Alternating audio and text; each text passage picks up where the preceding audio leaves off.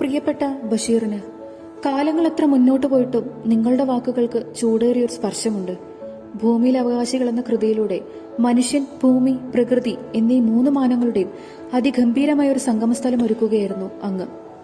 അവകാശം എന്ന വാക്ക് മനുഷ്യന് മാത്രമല്ല എന്ന സത്യം ഭൂമിയുടെ അവകാശികൾ എന്ന കൃതിയിലൂടെ അങ്ങ് വരച്ചു കാണിക്കുന്നു.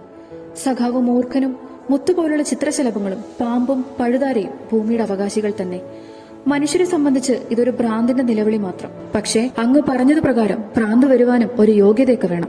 ആ യോഗ്യത പടച്ചോൻ എല്ലാവർക്കും നൽകിയിട്ടില്ല എന്നതും ഒരു സത്യം. ആ ഭ്രാന്തിന്റെ വെളിച്ചമാണ് ഭൂമിയിലുള്ള എന്റെ ദൗത്യത്തെ തിരിച്ചറിയാൻ എന്നെ സഹായിച്ചത്.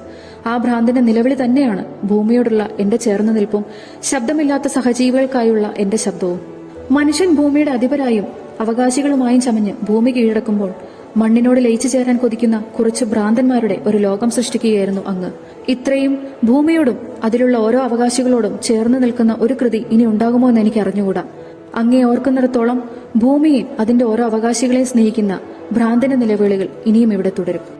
സ്നേഹപൂർവ്വം.